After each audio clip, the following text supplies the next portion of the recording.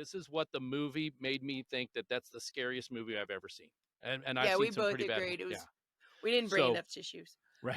So basically, what they said was the drug dealers, you can sell one bag of cocaine once, but you can sell a child 5 to 15 times a day for the same amount of money.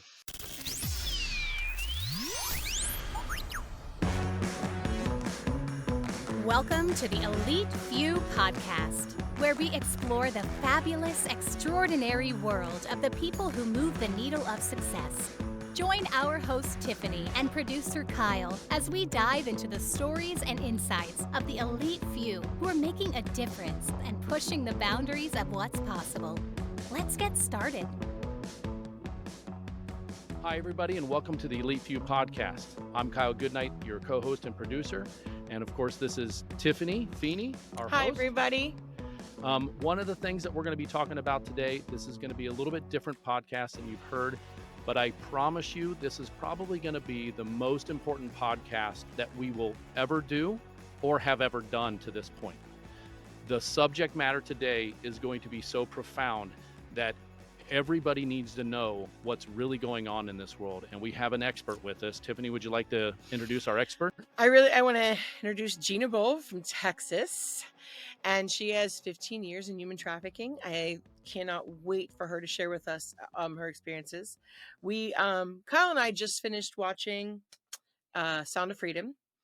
And oh my gosh, I mean, we all know, I mean, if you're a human and you're breathing, you know how bad human trafficking is. If you do not know and you are unaware and you've been living in a cave, or you just keep yourself sheltered, or just like to close your ears, eyes, and mouth and pretend that you can walk through like an ostrich through life, that's great. But go see the movie, because it is a lot of awareness. Yes. So I think there were several parts in the movie that really shook both of us. I know that Gina has seen him speak at many events. Kyle has already watched the podcast that he's doing. I think there were several things in the movie that really shook me, and that was the cartel guy that had been with that hooker. Right. Yeah. Well, real quick, Gina, can you tell us about yourself and just, real quick about who you are and what you do and how you tie in and why we brought you on as an expert in this field right now? Sure. Expert. Wow. I am, that's a heavy title, but, well, I've known Tiffany since I was, 14 years old. And, so we go way back, but a little bit about me. I'm a mom, have 4 kids, have been married to an amazing man for 25 years. Tiffany was there at my wedding and, when our oldest son was born. And, I'm, like you said, I'm in Texas now, but got started in anti-human trafficking about 15 years ago. So what got you into that? What started you going, hey, I just want to start, freeing people from human trafficking? Because you now educate, but at one point you were seriously involved with the ugly. My husband and I did a video, but not that kind of video. Yeah, I get it. I do everything based on my kids' ages. So, don't even think that our 3rd child had been born yet. And no, she had not, because you didn't know. She is number 4, but he number 3 had not been born yet either. Tiffany, she's my favorite. In case anybody needs to know. Yes, Tiffany prophesied that I was going to have a daughter when I was like, I'm done having kids. No, I think the exact words were Toby said, "Stop saying we're having another kid. I'm not kidding." And I said, no, you have 2 daughters and 2 sons, and you're telling me you only have 3 kids. Yes. And Gina goes, yes, that's true. And she names Chase and Hudson and London. And I said, nope, there's another one. And she goes, well, I have news for you, Tiffany. When I go home, I'm getting an IUD. She's 14. She's 13. She just turned 13. Okay. Yeah. Just to let you know. Yeah. Just But if I see that you're pregnant, you're having a baby. Yeah. Well, don't see that, because right now. No. Dear God. No.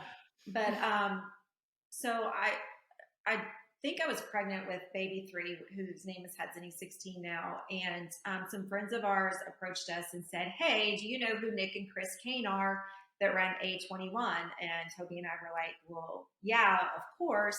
And they were like, "Great. They're really wanting to get the word out more about what they're doing. Can you guys write, produce, and direct just like a bumper video and something that can really pull on the heartstrings to get people aware of human trafficking?" And we were like, sure. At that time, literally all I had to go on was the UN like definition of human trafficking and all of their laws, which was like a book about this thick. So I just started reading through it because I thought, if we're going to do this video, I got to know like what we're getting into. And the more I started reading it with all the legal jargon and stuff, I just was like, wow, if you're a victim that's brought over to the United States from a foreign country, you have a lot of resources handed to you. But if you are a victim within the United States, you are actually not a victim at that point. You're a prostitute, or you're out on the street, and that's who you are. And there's not a lot of things that are available to you. And so just in making these videos and like starting out and doing that is really kind of what opened the door for the idea and the knowledge of it. And I remember thinking, I would love to get involved with this. And I thought that it was just going to be through media and through production, because that's what mine and my husband's background is in, is media production. And you guys own a media production company? Yes, we do. For a living, yeah. For a living, yes. I'm more on the creative side. He's the technical person, and so it worked out well because I was able to write and come up with what things were going to look like, and then he took it from there.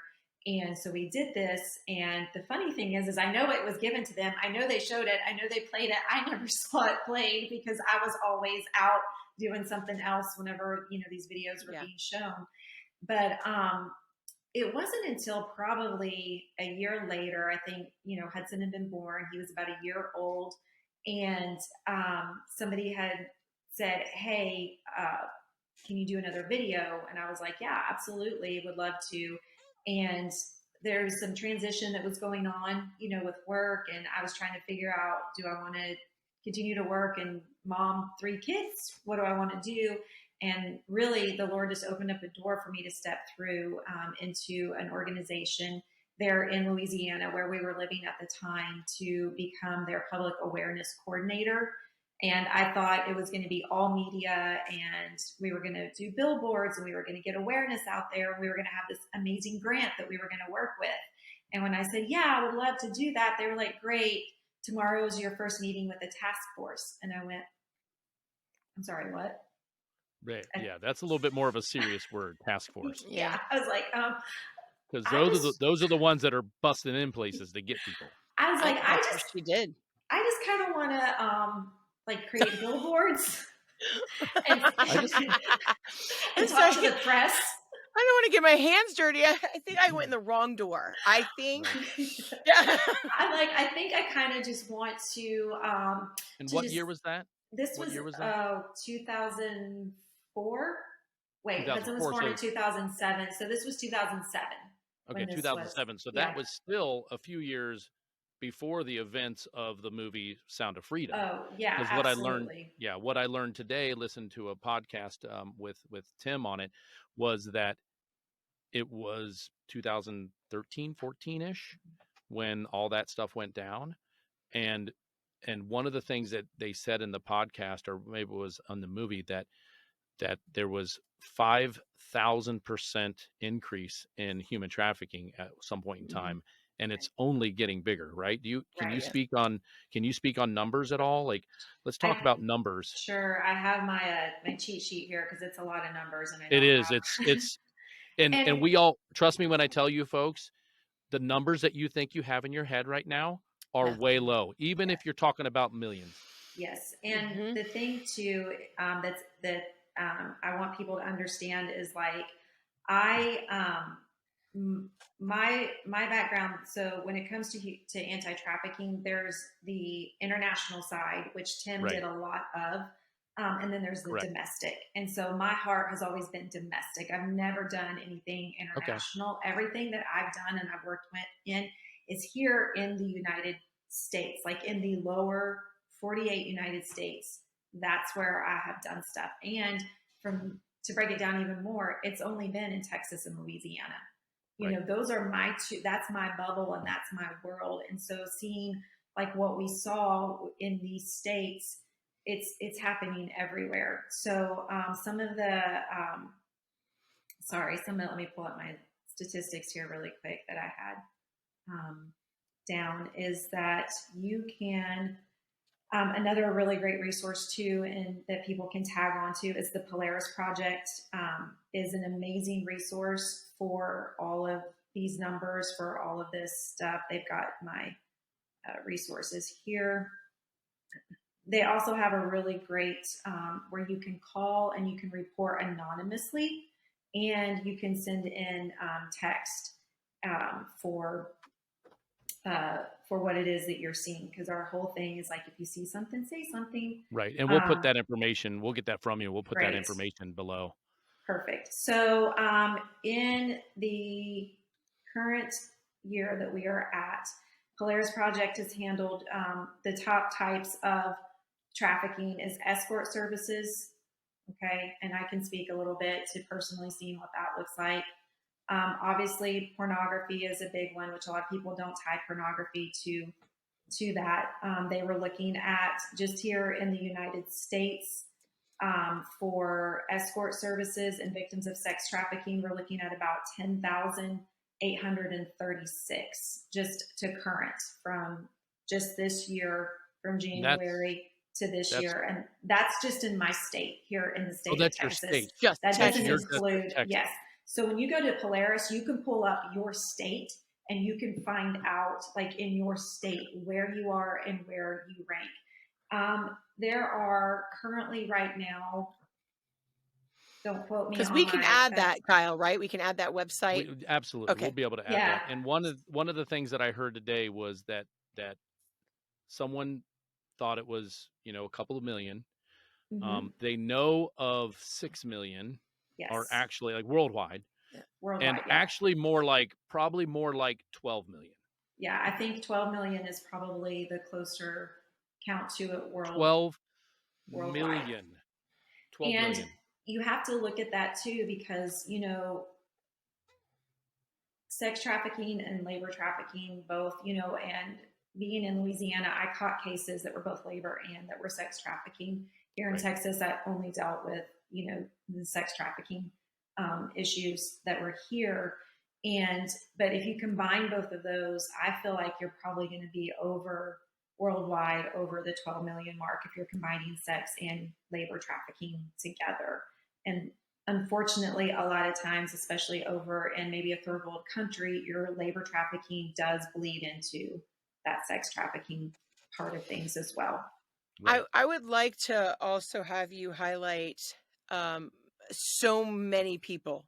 I mean, people I talk to every day do not understand the amount of people that are stolen in this country, because when it's a runaway that is stolen, they do not report it, mark it, talk about it on the news. There's no coverage, nothing.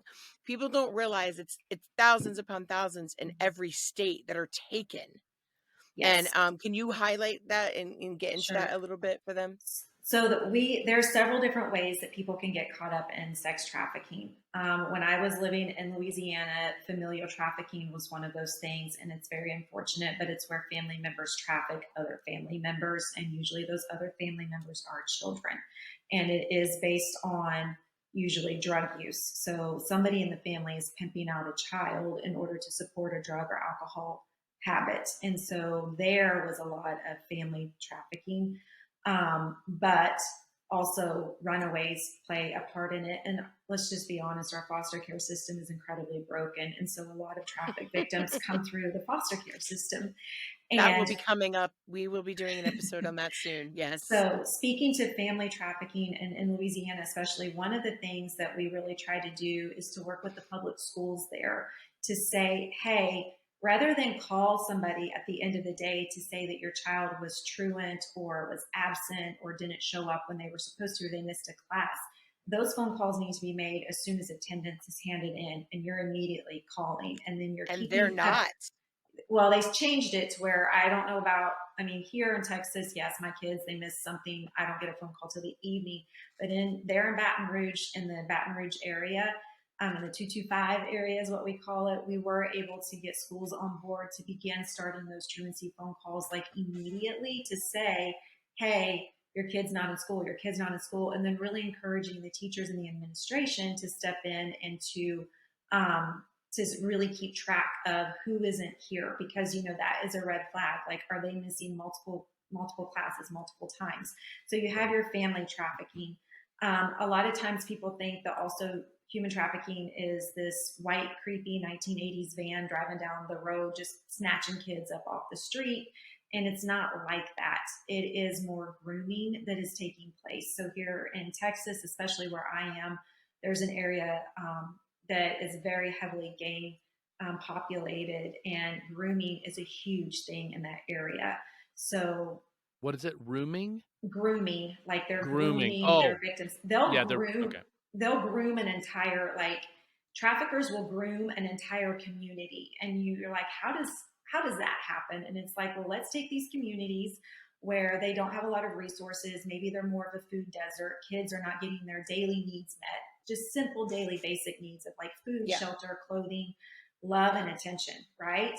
And so a trafficker will come in and they'll start providing things. Here's a bag of McDonald's to like the entire street. Here's some clothes. Here's this, here's that. And so they're taking care of the entire neighborhood, but they're honing in on just that one person. So by the time that the nanas who are watching out their mini blinds and don't like anybody that's on their street, they're seeing that they're taking care of all the people. They're almost being blinded to the fact that this one or two particular kiddos are being paid extra special attention to. And so then by that time, the community has been groomed to accept this person as a really good person. And when somebody questions it and says, why is that guy talking to that 10-year-old?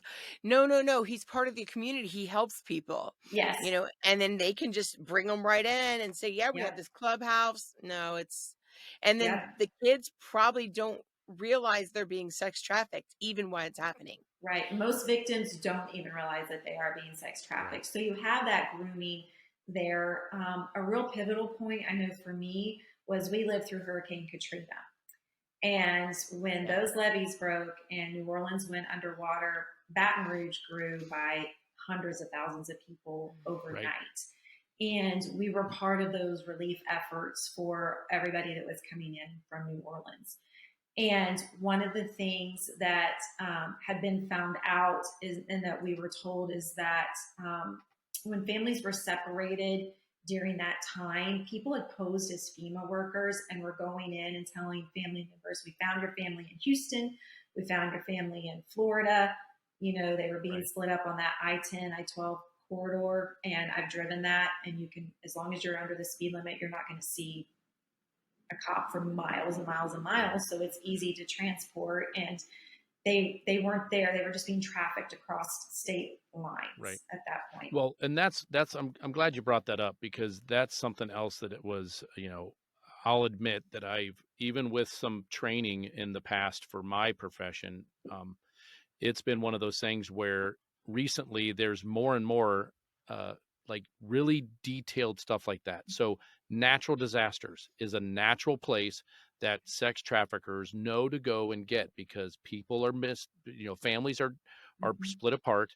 Maybe even like in third world countries, like when we had those earthquakes, they flocked to that area.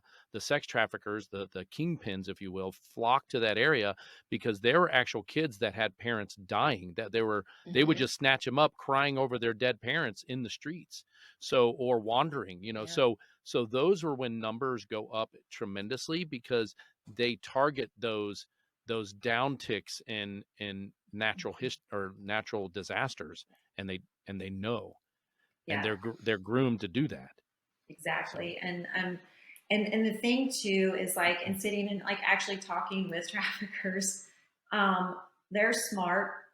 And I've had one tell me, Well, you did. Let's point out that when you say talking, you actually would have a way. You searched out who was being trafficked.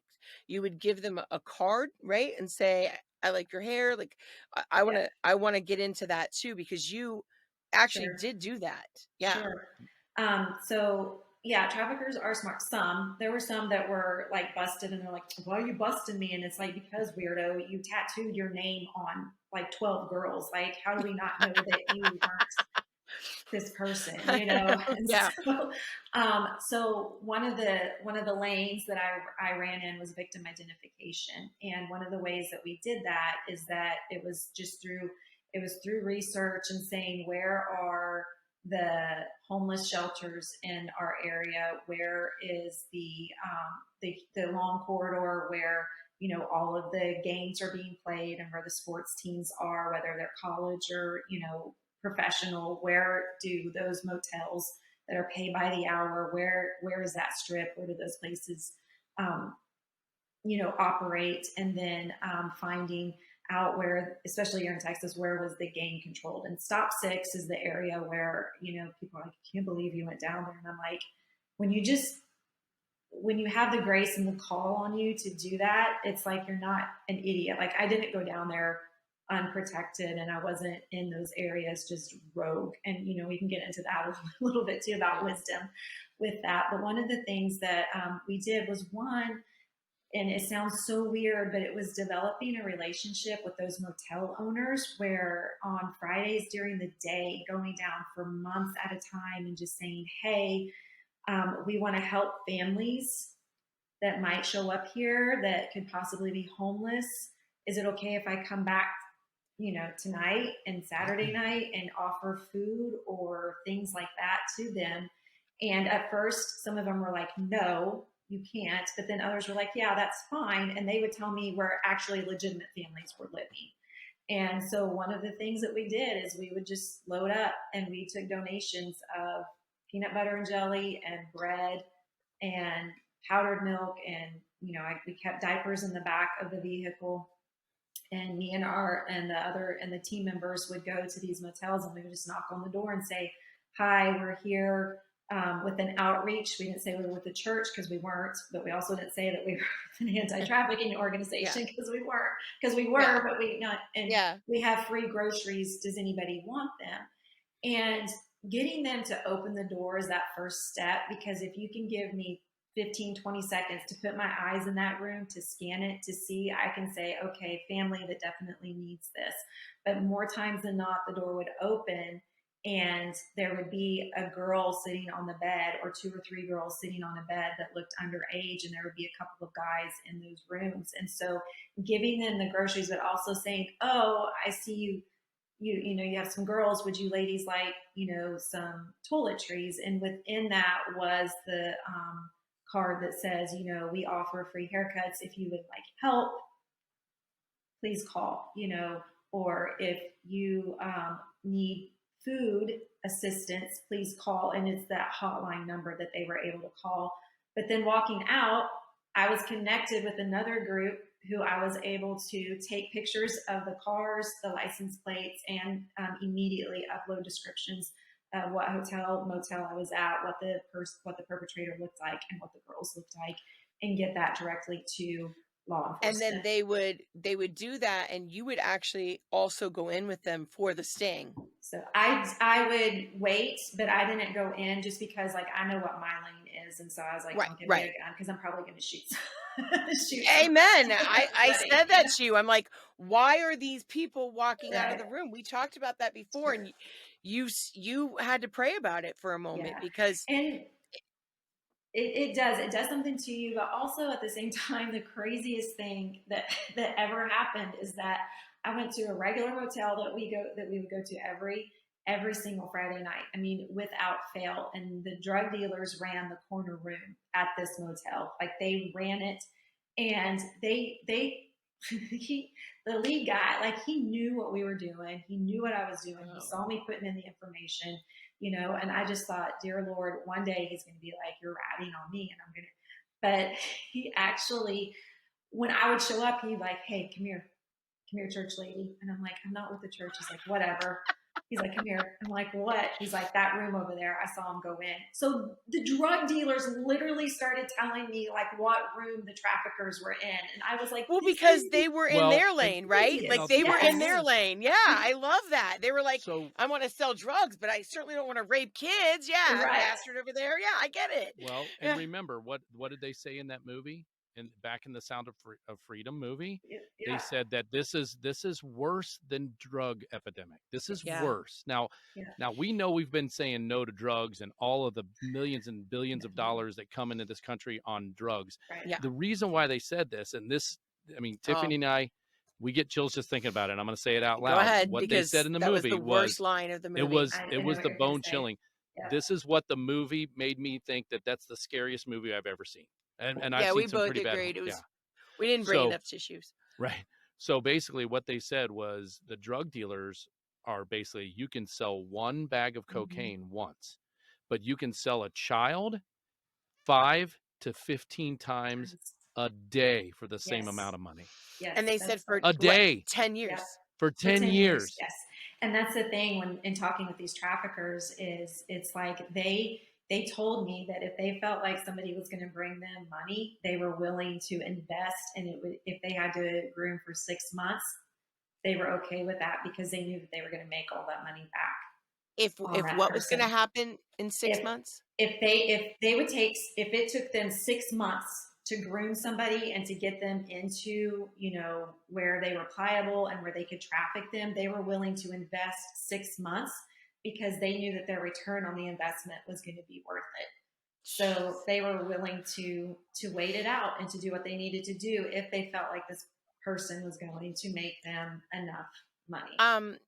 Evils come in different ways, and people want to give the cartel a really bad lip all the time, but that guy was a cartel dealer, and he was part of the cartel. He went to prison. He's in the movie, and Kyle and I talked about this. I think I mentioned it to you beforehand, and he said he came out of prison. He went back doing his same thing, right? Hookers, selling drugs, no big deal.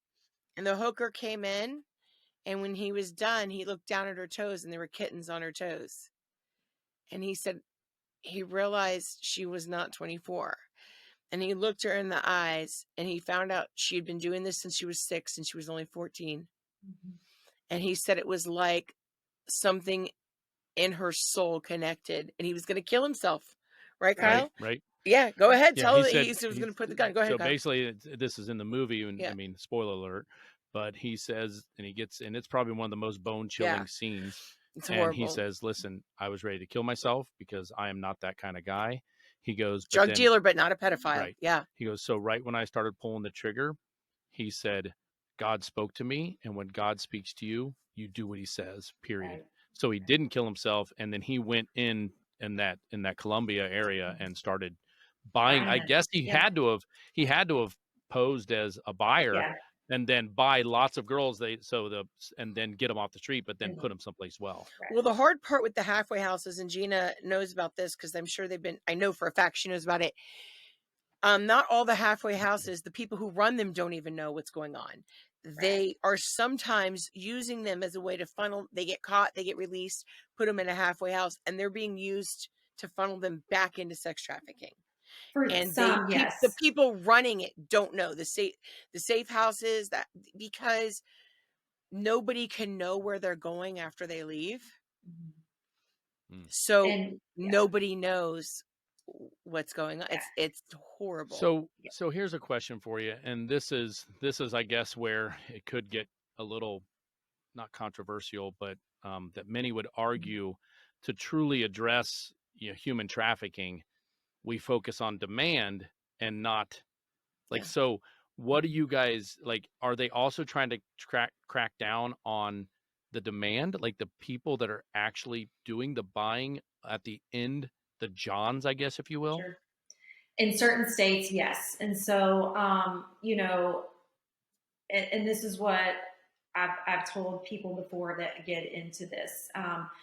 human trafficking is this really big highway. I mean, it's bigger than anything you've ever driven in LA or in Texas, where we've got 8 lanes across on both sides. It is this massive highway, but you have to pick the lane and choose the lane that you want to be in order to help, combat this. We need people in the lanes of social justice, because in some states, yes, there are John laws where they are being prosecuted, but in a lot of times, it is fines that is happening. Because another thing too is to understand is that human trafficking isn't just children.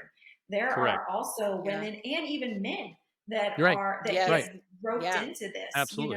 And so I think for a lot of people, sometimes they're like, and that's where the issue comes in, is like, I'm going to. And they're not model. They're not model looking people. These are normal, overweight, regular people. Because women, they're also trafficked for jobs, where they get blackmailed from their employer, giving them special treatment and be like, well, you owe me another 2 months because I put you up in this house.